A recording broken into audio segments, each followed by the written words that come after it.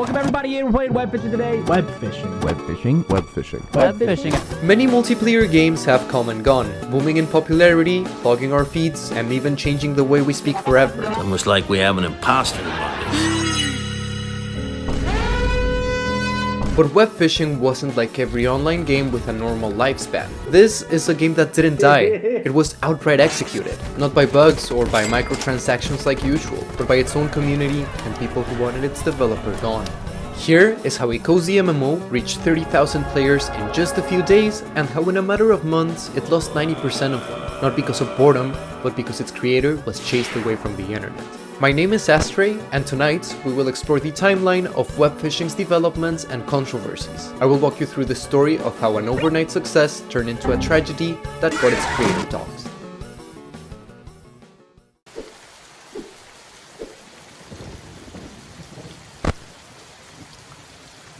Hey! It's been a while. How are you? Hey everyone, it's me Astrei, and it's been 4 months since I last posted a video. No, I didn't die, I haven't been assassinated by the CIA over my views on Israel. Yet.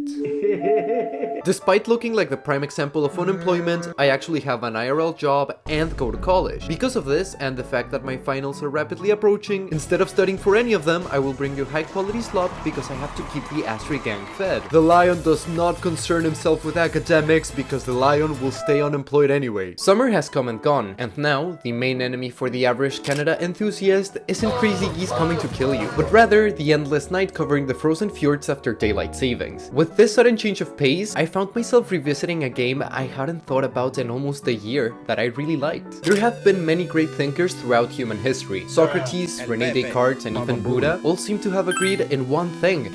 Men want me, fish fear me, and women be shopping. Today we're gonna talk about web.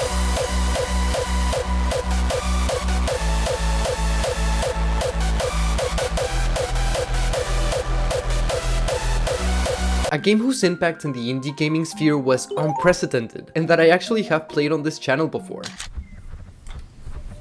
What the fuck? Are you with that Diddy shit? Oh hell no. A couple of weeks ago, I saw web fishing on my Twitter timeline for the first time in almost a year, which I was very surprised to see as people suddenly just stopped talking about it altogether. What happened to web fishing? The game died because its creator got doxxed. I tried to look up these claims on YouTube and found nothing other than YouTube shorts about the subject and no actual Twitter threads about it. So, after falling into the web fishing rabbit hole, I rebuilt the key events that led up to what you'll soon see, in the hope that fans like me become aware of such a situation and get some closure. From its development days to its final update, this is the rise and fall of web fishing. If I had a nickel for every time Astrei made a video about an indie game no one gives a shit about, I'd have 2 nickels, which isn't a lot, but it's weird that it happened twice. But before we begin, I have a surprise for you. From tonight onward, I will finally be making YouTube videos full time! This has always been my lifelong dream, and seeing the amount of support that my videos get, it can be so much more than that. If you want to watch more Astrei content, consider subscribing, liking, and even sharing this video with a friend. Even if only 6.8% of the people who watch my videos are subscribed, we have built an amazing community full of beautiful people who make things like these. Like, look at it! That's my boy! I'm not gonna lie, I am very scared of taking this huge leap, but I know I won't be doing it alone. I am very excited for what the future has in store for us, but let's go back to the video, and once again, thank you so much. On October 11th, 2024, a user known as lamedev or westthewerst on Twitter released Web Fishing, a cozy multiplayer video game with low poly aesthetics on Steam. Web Fishing became an overnight success, receiving over 3,000 Steam reviews, with 98% of them being overwhelmingly positive after its first week alone. Massive YouTube channels like Soup, Call Me Carson, or my goats over at Sleep Deprived posted Let's Plays shortly after the game's launch. Hell, Web Fishing's success went beyond the borders of English-speaking YouTube, as Japanese channels like Jacorantan y un par de canales pequeñitos en español covered the game too. If you like roaming around the indie, or unfortunately, furry spheres of Twitter, Web Fishing was a game you couldn't escape from. With over 29,000 active players at its peak, you'd assume Web Fishing brought something revolutionary to the table. But Not exactly. The key to web fishing's success was remembering something that gaming companies forgot about and that AAA games failed to provide, a genuine sense of connection among the player base. The modern multiplayer world has evolved into being a highly competitive, intense, and exploitative landscape, which highly contrasts the gaming sphere from 20 years ago. Games weren't treated as disposable, yearly products. Rather, they worked as platforms for players to meet friends who would last them a lifetime. And so, web fishing simply filled a very prominent gap in the gaming world that we hadn't seen for years. The chatroom genre. Compared by many to Animal Crossing due to its similar fishing mechanics or aesthetics, where web fishing shines best is at its social aspect. Like I said, web fishing works like a chat room, like Habbo Hotel, Gaia Online, or Club Penguin. A simulated virtual environment with customizability that provides a user-centric approach where the goal is to make friends. Think of them as playable forums in a way. Web fishing uses the charming mechanics of fishing minigames as scaffolding to make players bond with each other and make friends. Even though there are still widely popular chat rooms like VRChat, the genre itself hasn't been in the mainstream for quite some time now, as gaming culture has opted to bring more narrative, engaging, and fast-paced multiplayer interactions. But web fishing tried to capture the chat room magic of the 2000s, and it did so perfectly. The game feels like a browser game you would have played when you were younger, a microtransaction-free experience where you can unwind and simply go fishing and have a beer with your boys. Cheer, brother.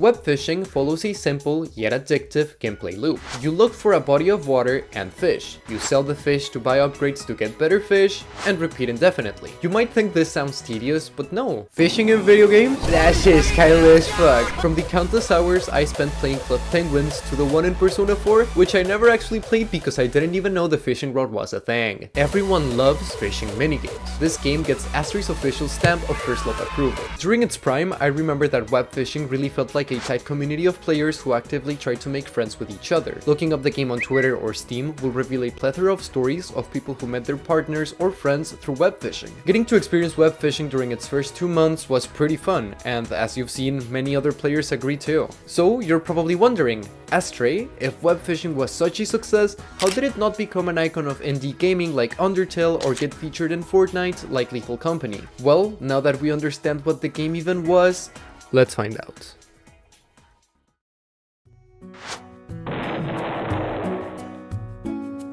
Despite what you may think, our story does not begin in October 2024, rather in September 2022, 2 years before the release of web fishing. Way to pad up the runtime for more mid-roll ads, Astrei. Thank you, I love money. With the transition from hot summer nights to pumpkin spice lattes, a YouTuber by the name of Doxxed, known for their videos about game development tips, hosted their 3rd annual event, Cozy Autumn Game Jam, on September 2022. From September 8th to September 23rd, Doxxed hosted a 2-week challenge where users could submit a game set in autumn with a cozy atmosphere. It is pretty self-explanatory, I know. With the rules being as simple as keep it safe for work, don't infringe copyright materials, and only work on your game during the jam's time frame, indie developers could crunch away into creating a short video game about the comforts of fall. The final submission count was 367 games, of which one would stick out due to its unparalleled charm years down the line. Lamedev, better known as westthewerst, was a furry game developer based in the US. With at least 2 years of game dev experience under their belt, West created games like A Night Out, a furry house party simulator, which really relived my trauma of puking all over my boy Roger Sissing. I'm sorry. Conflict/Resolution, an experimental RPG where you could use words to fight aliens, or The Gambler, a bullet hell where a cowboy lizard puts everything on red. 25% chance? Yes! Yes! Yes! In just 8 days, West programmed a multiplayer video game about fishing from the ground up. Although the itch.io version of web fishing resembles its Steam counterpart pretty much to a T, there are still some key differences. The most obvious one being that the game took place in autumn, with a mostly orange color palette and piles of leaves on the ground which you could interact with, as opposed to web fishing's regular green atmosphere. You also couldn't jump, the fishing minigame looked different, and other than cosmetics, there were no upgrades to make your fishing journey easier. Oh, and you could do the Gangnam Style, which, let's go! All things considered, and despite having some awkward controls, this version of web fishing is still pretty impressive. Even if it was developed by just one person in 8 days, the game included customizable characters, 40 catchable fish, and its servers were able to host up to 64 players simultaneously. And it seems to have garnered a pretty positive reception, as the comments from the original playtesters called it cute, fun, and it actually fulfilled its role as a chat room, as people made fishing buddies buddies while playing. And so, Gucci's Cozy Autumn Game Jam concluded. And even if this web fishing game did not win any major awards or groundbreaking notoriety, it still got West's following count up and created an, albeit niche, cult following. And so, West moved on and continued posting art normally on Twitter, which might I add is really cute. But this wouldn't be the last we saw of web fishing, as on June 15th, 2023, West posted a silent 5-second video with the caption, "Contextless development update." We can see a different ocean texture, mossy rocks, and a green color palette completely different than the one we saw in the itch.io version. A wider aspect ratio, and the Gangnam Style still here, are you shitting my nuts? The tweet received 53 likes and at least one really hyped up person. This motherfucker is the realest it gets. On June 28th and July 15th of 2023, West would post 2 more behind the scenes web fishing clips, which don't really show much, other than a really snouty wolf hogging the camera and the actual biblical apocalypse. West wouldn't post any web fishing related clips to their account for a little over a year, as they seem to have gotten busy with projects like The Rifle, a game reminiscent of Fruit Ninja about killing pirates, which was made in 48 hours for the JMTK 2023 Game Jam, or drawings from time to time until June 27th, 2024. Nearly a year later, West tweeted, "Been working on web fishing again lately, hashtag Godot Engine," showing a completely different map, a whole new set of animations, assets, colors, menus, and clothes. Turns out, those 2 tweets from summer 2023 would not be the end of web fishing's development, as West got busy formally picking up the project again and seriously polishing its rougher assets. We would find out later that this rebuilt version of web fishing took a development period of 4 months or so before release. It is also worth noting that, compared to West's previous web fishing tweets, this one got almost twice the amount of likes and a whole new set of people excited for what the new and improved Alberta Fishing Simulator had to offer. From July 6th to September 22nd of 2024, West would continue posting clips and screenshots with cool new features that were not present in the original itch.io version of web fishing, like the NPCs, art using the chalk tool, the guitar, a formal Steam release announcement, and most importantly, on September 23rd, an official trailer. During this 4-month period, West's behind-the-scenes game dev journey received a lot of attention in the casual and indie gaming communities, as well as the general furry sphere. Like seriously, tweets about the game went from averaging 200 likes to as high as 14,000 in a matter of weeks. The hype for this game was real, and it was only growing as the days went by. As we approached October 2024, West posted a daily countdown for the game, and on the 11th of that same month, web fishing was finally released on Steam for all to enjoy. For just American dollars, or $6.50 if you're normal, the game would soon become a sensation across the web. Fishing. Web fishing. Web fishing released and became an immediate success. By this, I do not mean that it got a couple of head turns and videos made about it here and there. It actually got 11,000 players on its first day of release, averaging 15 to 20,000 consecutive players for a full month, and with 3,000 overwhelmingly positive reviews during its first week alone. This game appeared to be a once-in-a-lifetime win for indie developers and furry content creators. West managed to provide a unique gaming experience that was very reminiscent of the chatroom games Gen Z grew up playing. As they would describe it, games like Ponytown were the core inspiration for my game Web Fishing, a chill game where you hang out with friends and strangers, get cosmetics and decorations and stuff, with a relaxing atmosphere and a retro aesthetic, and with content that was very much pandering to furries and queer people, which, let's be for real, they're the same thing. The audience that would form around the game would mostly be comprised of Gen Z furries who never got over their moshi monsters or Animal Jam faces. Right after release, there was no way for you to escape web fishing from your Twitter algorithm. People cheerfully posted screenshots, made new friends, and shared their art to the website. West themselves would tweet the following: "It's been a month since web fishing launched, and I just really wanted to say a heartfelt thanks to all the support and attention y'all gave this silly project. I can truly say I figured maybe like 100 people would play it ever, but here we are." People went crazy with the character customization, which, although only had 2 species, cats and dogs, still had plenty of cute expressions and clothes that were unique, opening the doors to people requesting things like more species, like foxes, opossums, or goats. The game also included an item known as chalk, which allowed people to draw on the plaza's floor anything their hearts desired for the whole world to see. People painted actual Michelangelo shit in game, like low look at this, or a guitar where people could select their own chords and sing popular songs to each other. There were many possible ways of expanding on these unique communication features, and the future seemed bright. However, it is worth noting that the first days of web phishing did run into some bugs or performance issues, which West would fix with minor updates on the 12th, 13th and 16th of October. At this point, they also considered the possibility of adding DLCs in the future, once the experience felt more polished. The game would then reach a peak on October 28th, 2024, with 23,966 consecutive players. Other sources report that the peak had a total of 24,085 players, but regardless of logistics, it seemed like it was never going to slow down. The numbers and view counts speak for themselves. The tight community of web fishers that dominated Twitter and Steam was patiently waiting to see the lone developer's next move. I also want to point out that I found out about web phishing a day or two after release. I really hate to say this, but that means I am an OG player. I don't want to micro suck my own micro dick, but I really enjoyed it. After I moved to Canada, I found myself progressively less interested in gaming culture as the years went by. And even if I LARP as an uwu cat on social media, I am literally Patrick Bateman IRL, and I found myself really busy managing my personal life and my unhealthy Sigma habits back in 2024. But when I found out about web phishing, I felt really compelled to try it out. I had wanted to play an Animal Crossing inspired video game for a while now, and the slow pace and charming community was exactly what I needed during a period of high stress to unwind. Even if I played the game casually, pretty on and off, and wasn't particularly super into it, I did find myself excited about the discourse surrounding the future of the game and playing the new updates as they released. I even posted a video playing it on the channel, and it has to be one of my favorites ever, because it shows the very stark contrast between scripted and unscripted astrei. Shawty's like a melody. Should I? Do I give like massive balls?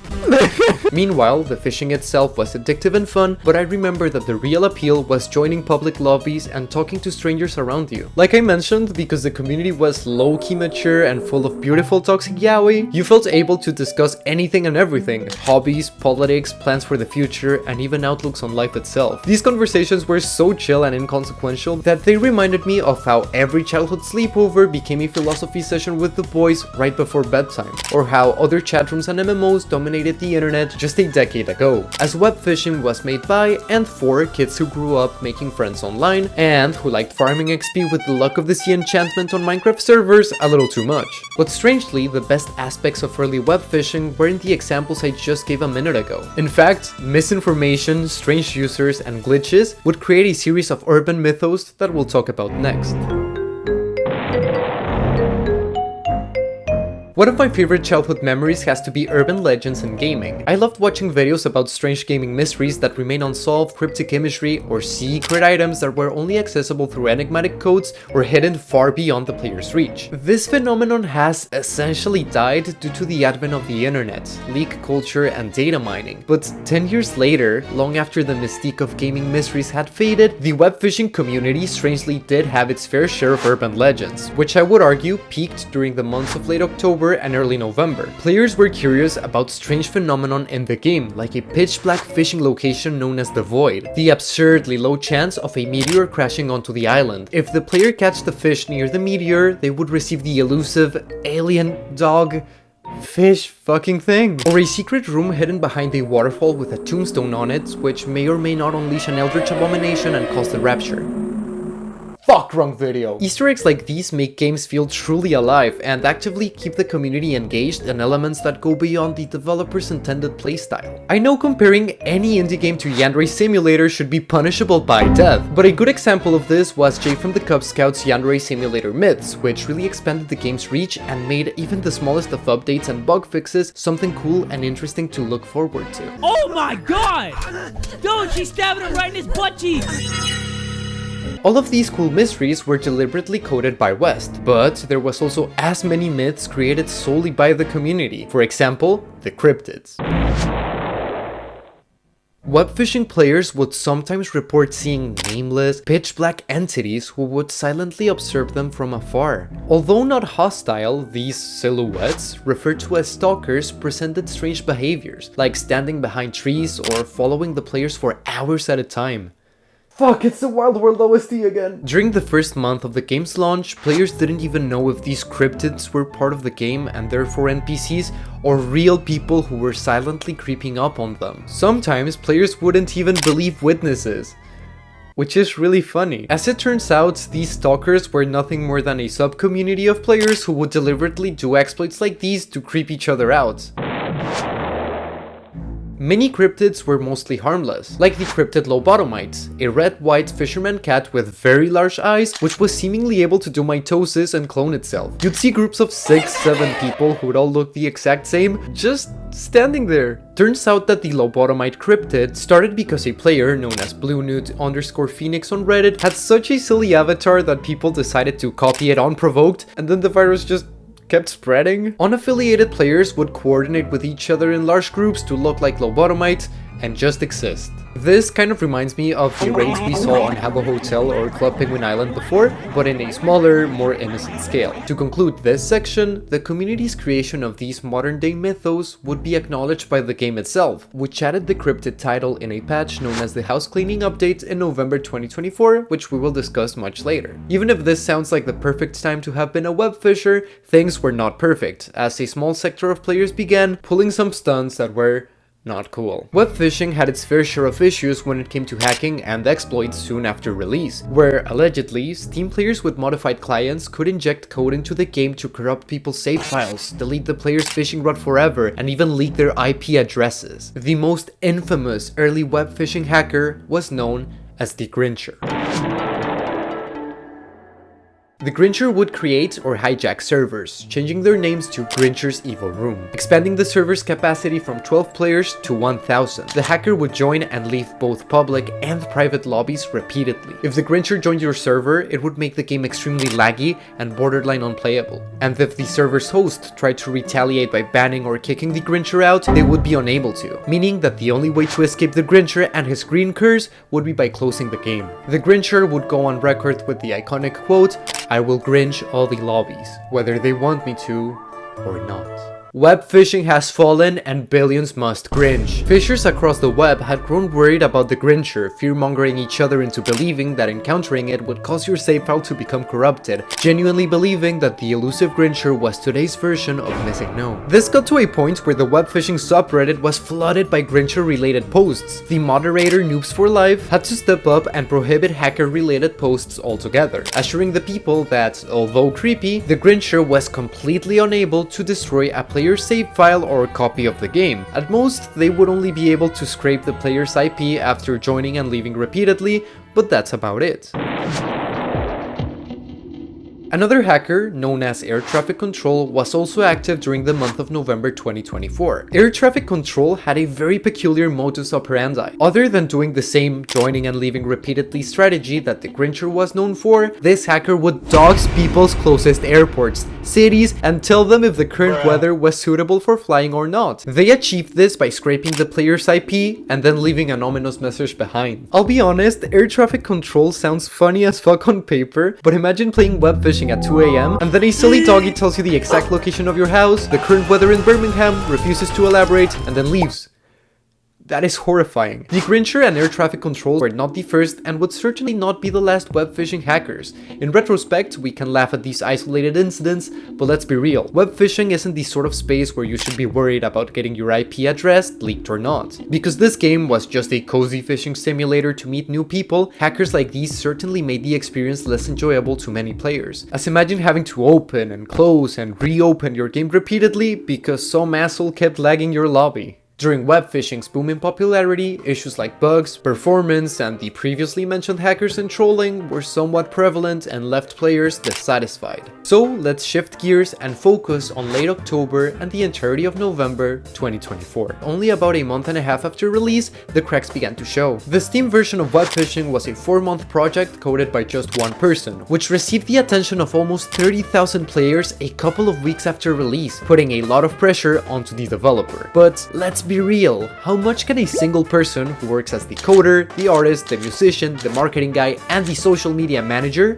really handle, all the while keeping up with essentially getting rich overnight? And the new server costs for hosting 20,000 simultaneous players as a daily average. We can see this pressure very clearly in the tweets West posted 2 weeks after launch, where they were too focused on fixing bugs and minor updates that they'd even feel guilty over not being able to work on the game while sick. And so we have reached the halfway point of the video. If you're enjoying what you're watching, please consider leaving a like and subscribing if you haven't. Videos like these take about 100 hours to make, so if you want to watch more, please give it some love. Oh, and I also have a Twitter, it's at astrei_cat. I'm pretty much there all the time, so make sure to drop by and say hi. Guilt tripping via cat videos, go!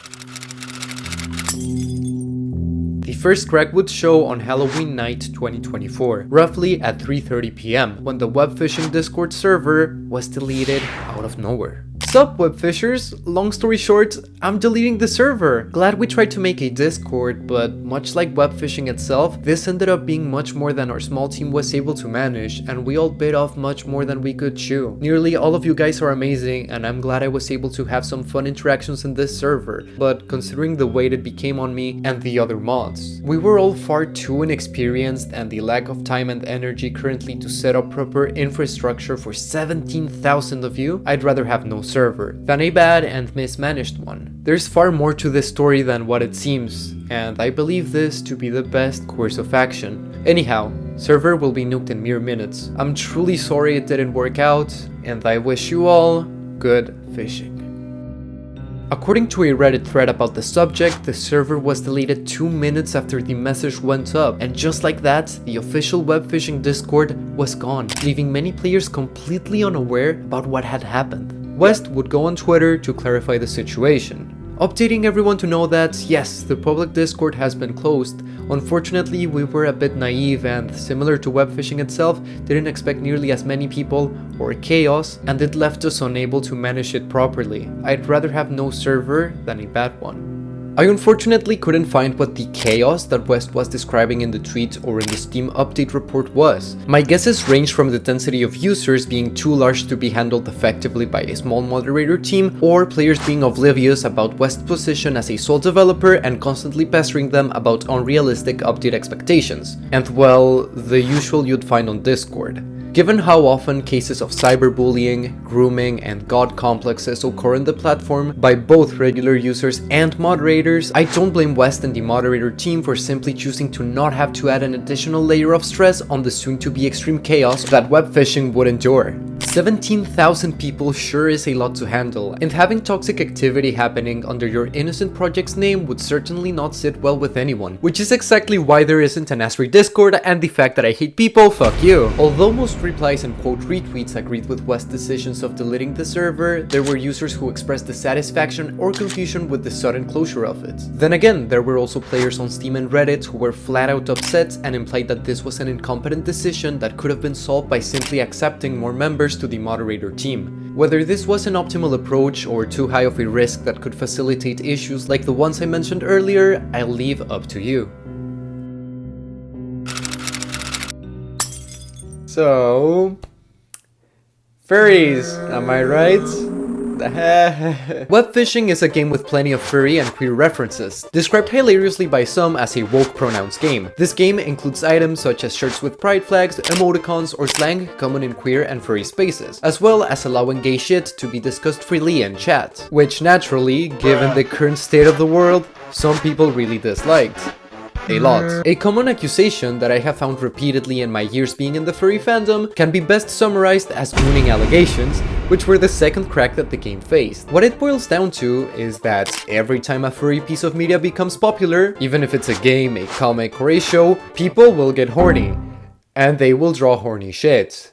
I cannot believe what this channel has come to, but whatever pays the bills, I guess. There is a big debate within the fandom regarding not safe for work spaces. While some furries feel it wouldn't hurt to try to be more decent and try to not pester every safe for work experience with inappropriate content or unnecessary sex appeal, others counter-argue that restricting suggestive content in furry spaces is a form of silencing queer expression, and that having a prominent not safe for work side is the only reason why mass-produced garbage by massive corporations is not super common in the fandom. Through the course of November 2024, this debate would seep into the fabric of web phishing itself. Due to the game predominantly having a furry or queer audience, joining a web phishing lobby or even looking it up on Twitter would reveal a lot of people joking about dicks and butts to drawing actual pornographic content for the whole world to see using the chalk mechanics, making outsiders and furries who were not happy with these behaviors very uncomfortable. And so, web phishing unofficially received the title of the Gunner Phishing game on Twitter. Even if most members of Gen Z grew up with a "the internet is a fucked up place sometimes, and if I feel uncomfortable, I will just go play something else" mentality, I do want to point out that the game wasn't rated M for mature whatsoever, meaning that younger people could very much be exposed to not safe for work materials, which is a no-go. Both displeased furries and people completely out of the loop felt uncomfortable over these events and would call out the game and its developer for allowing this sort of content in the first place. The controversy and infighting got so loud that the game's existence reached the ears of quote-unquote anti-furries or anti-LGBTQ people, so trolling and hacking became more common, but this time with way more harmful motivations. It is worth noting that at this point in the game, there were no real blocking options. We only had the hide player feature, which essentially made any players of your choosing turn invisible from your POV, but they would in fact still be present and visible for the rest of your players in your lobby, meaning that everyone was effectively stuck with each other. So, to fix these social concerns, West released Web Phishing Housecleaning Update Patch 109 on November 6, 2024, which, unbeknownst to all, would be the most controversial update that the game would ever receive, signifying the beginning of the end.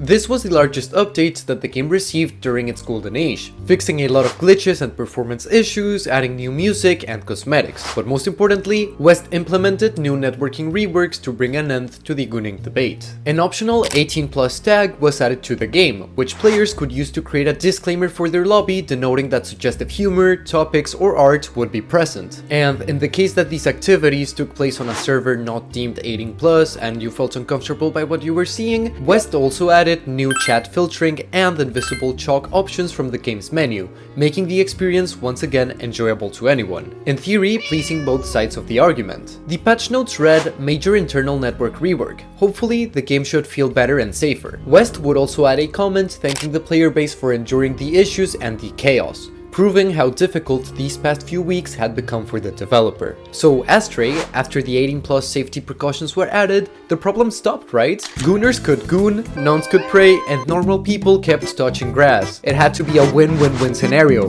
right? Right. To put it simply, certain sub-communities of the game were now upset that the game allowed 18+ servers altogether, meaning that officially creating a distinction between safe for work and suggestive interactions sanctified not safe for work content occurring in-game. The issue no longer was seen as inappropriate content taking place at the inappropriate time, rather it became the subject of hate for even allowing suggestive content at all, even if secluded and private. I found a couple of posts of people knowingly joining 18+ servers and then getting upset over the sort of content they saw, despite the very clear signs. There was no way to satisfy the public. If not safe for work content was removed, it was a violation to the First Amendment rights, brother. And if not safe for work content was allowed, even if it did not interfere with your experience whatsoever, it was still bad because not safe for work is bad. Any option that West chose would stir more controversy and would get them labeled things such as Puritan if they discouraged behaviors like these, or pedophile or pervert if they showed neutrality about it.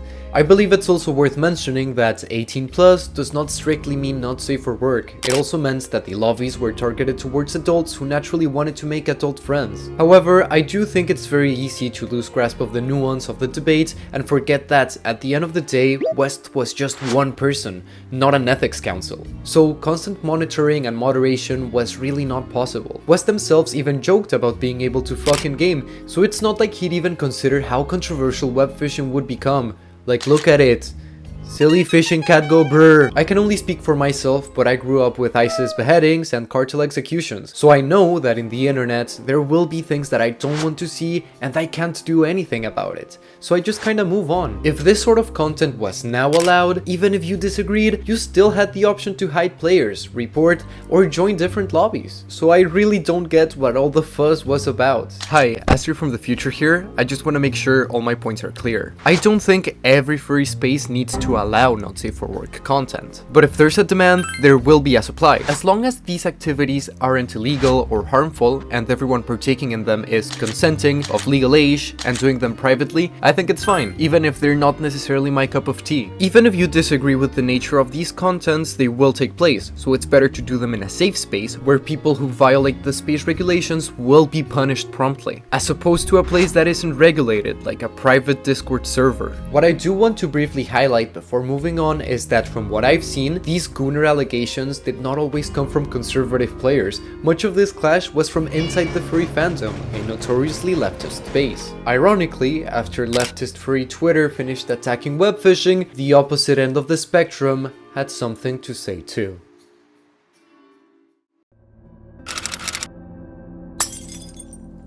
The third and the most ruthless attack that the game experienced was a slow build-up of targeted hate. Webfishing from a social point of view was, at its core, a safe space where casual, furry, or queer players could meet and talk, and because of the prevalence of these communities in the game, moderate conservatives and actual alt-right individuals labeled the game's contents as rainbow pandering, or a hotspot for quote-unquote annoying degenerates. They saw this as the perfect opportunity to troll and hijack the game. It is very common online to troll furries with edgy content and dark humor. There is a whole subgenre of YouTube videos and Instagram reels where users annoy furries on VR chats. Because it's irritating my eyes. Yeah, I mean, I'm sticking a knife on your eyes. I guess it would, yeah. Because I have phantom pain! And hell, contrary to many furries, I can't particularly say that I dislike shocking, edgy humor. But this was not entertainment, it went beyond humor and it was downright harassment. Self-proclaimed anti-furries deliberately chose this predominantly leftist community due to the prevalence of queer and furry users who disagreed with them politically. You can find tweets or posts on Steam where both silly shitposting accounts and self-proclaimed Nazis would harass and belittle players based on their identity, or at least poke fun at them for the controversies that the game was enduring, using everything from wojacks and ratioing people on Twitter to a mirage of slurs and dehumanizing insults. It seems like both the furries who played webfishing and the average citizen of Agartha had come together to fight against one common enemy: other furries. On November the 2nd, West would acknowledge the chaos yet again by addressing the controversial players as freaks. It seems like at this point people also began impersonating West, but I couldn't find any particular examples of this nor the nature of these impersonations. But I'm assuming they ranged from scams to actual attempts to ruin West's reputation. If we look at the middle of November 2024, we can see a wave of hate and exploits that took place both inside and outside of the game. But what we are going to discuss now only made things worse. The straw that broke the camel's back is not exactly what you might initially assume it to be given what I previously mentioned. It was not an attack against the servers of the game or a review bomb to piss off furries. Rather, it was an in-game item that, upon being added, would unleash a domino effect that would set into motion the assassination of the game.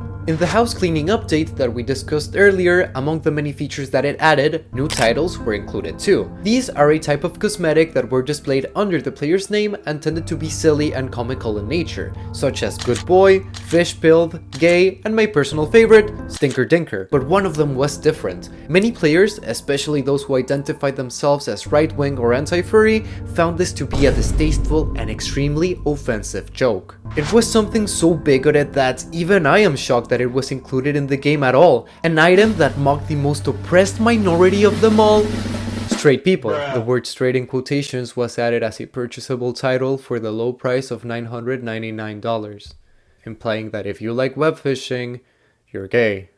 which is true. This title sparked a level of outrage that the game had never seen before. The player base, the game, and the developer were either constantly treated as punchlines of edgy jokes or flat out insulted and harassed online, sparking its own subculture of hate, which was already worsened by the aforementioned prevalence of queer and furry players, two groups that are constantly clashing against right-wingers/conservatives. Upon seeing the outrage, West tweeted, "Gonna be honest, the straight title was added in 5 minutes because I kinda thought it was funny. I promise it goes no deeper than that." But this didn't stop the constant barrage of slurs and insults online. People genuinely think West was bigoted for that. Raiding and trolling seem to have become a little more popular, given that on November 12, 2024, the 1.10 patch would be released. This one did not include an insane amount of features like the previous one, rather simple minor fixes, including the very needed block player and kick/ban player options, a rework for the hide player and boot player features, but this time fully severing all connections with said player upon toggling on. If West was feeling that the kettle was about to burst since launch over the stress of managing a new game and its fan base, he now had to endure a political battle waging from both ends of the spectrum, where him and his literally harmless fishing game were unfortunately placed in the middle of it, reflected by the unusual dry tone of their posts during this time frame. This made development for the game slower and slower. We no longer saw updates every other day, we saw them every other week,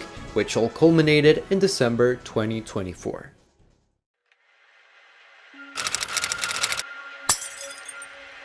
The targeted harassment that web fishing as a community endgame received culminated in December 2024, the night when West and their family were doxxed. All of their personal information, including pictures of their home, addresses, faces, phone numbers, were all public now. And as internet history has shown us time and time again, with other examples of doxing, there was now a real sense of danger. Lamedev's blue sky would also be hacked, meaning that they were no longer safe on Twitter, in their own game, or even in their real personal life. From this incident onward, we saw a clear shift on the developer's tone and approach towards the game.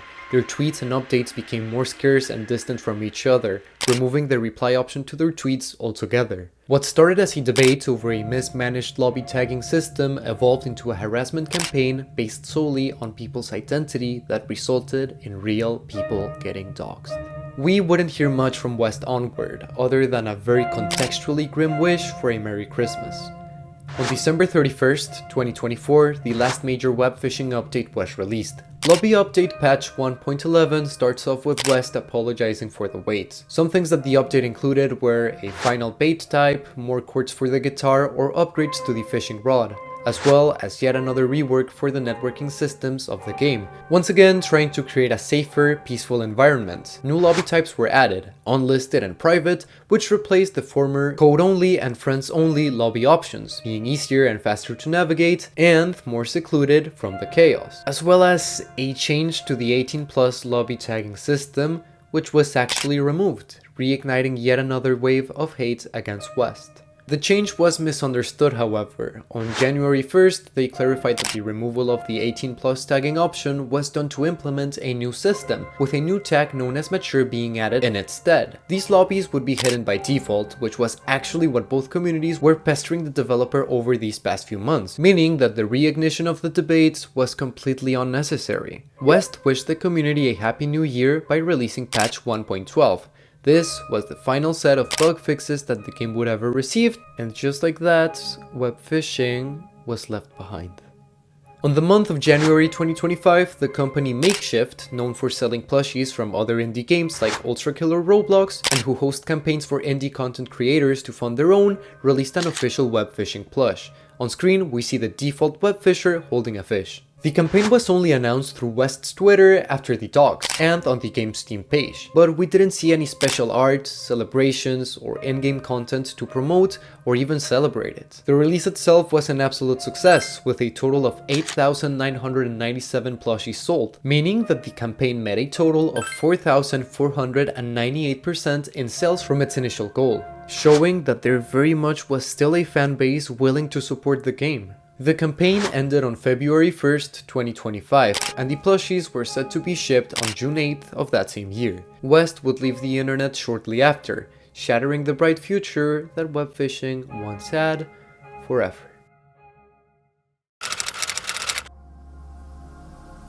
We now see how the developer's absence affected Webfishing's numbers, starting off with 20,000 players on average per week, would then become 10,000, then 3,000, after that, barely 1,000, until today, where the game sits at 200 to 600 players daily. Which still sounds fantastic for an indie game until you realize it is only 1% of its former glory. During my research, I also found concerned players in Steam forums and Twitter posts who did not know what the fate of the developer was, wondering if the project was still active or if they had simply forgotten about it. At this point, I had already moved on from the game, as given how busy my life was during this time frame, at most I only got to experience the mid-November controversies after I left. And only as of last week, I found out about West's dogs and that Webfishing was not receiving updates anymore. All of these controversies and a direct attack against the person behind the screen were what killed Webfishing. The game died so hard that not even players like me, who were genuinely hoping the best for Webfishing and rooted for the game's success, would only be finding out about the abhorrent acts a full year after they had happened. Other than the makeshift plushie announcement, nothing else has come out of Webfishing or West, effectively leaving the game as a corpse that was only ever so slightly reanimated by the series of tweets that brought this topic to my attention, with it receiving 26,000 likes. However many views this video gets, I really hope it serves to show people West's story. I believe that talking about these things really does make a difference, as people like me and many others can reflect of the joy and comfort that this game brought us, even if it was for a short period of time. The sudden interest in West's disappearance, as grim as that may be, made people revisit the game once more. Even if it's just a couple of dozens of people, we're all wondering what could have been. Allegedly, West has stated that they no longer want to be associated to their handle or even to Webfishing anymore, and now that they left the internet, I really hope they're doing well. Wherever West is, and in the slight chance that they are watching this, I would like to say thank you for having created a game like Webfishing, and I give you my condolences for everything you've had to endure. I could draw some very clear comparisons to Mundo Tunics, a video game that died due to its poor management, or Coromba's disappearance, who left the internet without a trace because they could not handle the fame and the sudden attention that the game and music received. But West's Webfishing case is completely different. I firmly believe that Webfishing was snubbed from its success. For what it was, and what technically still is, Webfishing is a very fun game full of unique mechanics that had the potential to revive the chatroom genre of games altogether, a genre that could have matured along with its player base, providing a potential new era to indie games, one where tiny projects like these could receive thousands of dollars overnight. A future where West was allowed to continue working on the game you can tell he felt very passionately for, and even see him pursue other creative endeavors that could have been even better. But now, we will never be able to. And this is a loss that we have to recognize from every angle. West and Webfishing show us a tragedy for indie games, content creators, and even for the queer community. It really is tragic. Some of you might not even know, but the reason I created this channel in the first place was because for a long time, I wanted to be a game developer too. When I was 16, I tried making a very crappy Friday Night Funkin' mod, many indie RPG Maker games, and I even learned how to play the piano and compose, albeit shittily, to bring these games to life. And when I was 17, I spent an ungodly amount of time grinding away and learning how to code an Animal Crossing fan game. So I really do know the dedication and passion that projects like Webfishing take. And I tried implementing the first text boxes. And this is the thing I've been struggling with the most. Here is the coldest summer town. You can actually select a couple of these locations. It took me a while, especially the assets, but you can like actually enter each home. If you go outside, you can see that I added a couple of trees and bushes because I didn't really like how empty my game looked. And if we go over here, you'll see the neighborhood, which is the most important part of the game as all of the villagers live here. Can you guys guess which villager lives in which home? In the end, I gave up on this dream as I considered it to be too silly, unrealistic, and childish. But the success that Webfishing had shows us that anyone who dreams big enough and works hard enough can make their dreams come true. Whether it be as a content creator, as a furry, or as a queer guy, I think West did great with what they were given, and I really do wish them luck and to stay safe wherever they are. And to the rest of us, this story shows us the importance of respecting creators, their boundaries, and defending your community against people who want to erase you for simply existing. In the meantime, the main takeaway I want to keep for the future is to continue dreaming big, as even if Webfishing's story was cut short, it signified a before and after for many people. People who were inspired to create thanks to West, or people who met their partners through the game. So thank you West, and thank you Webfishing. We all sincerely wish you good luck in whatever may come next. I have wanted to make YouTube videos full time since I was 6 years old, and I will finally take the big leap this December. So liking, subscribing, and maybe sharing the video with a friend will make a difference. My videos take a really long time to make. This script is 20 pages long and the editing took almost a month. I want to thank you all for the support my previous video got. We actually reached 15,000 subscribers, which I was not expecting. These past 4 months have been very busy for me, keeping up with my last college term. I've been doing kinda poorly, not gonna lie, but after this I will completely dedicate my attention to the channel and I'm very excited for it. I am really looking forward to walk this path with all of you guys, and we'll see how things play out. In the meantime, I wish you all to take care, eat your veggies, and I'll see you on the next one. Bye bye.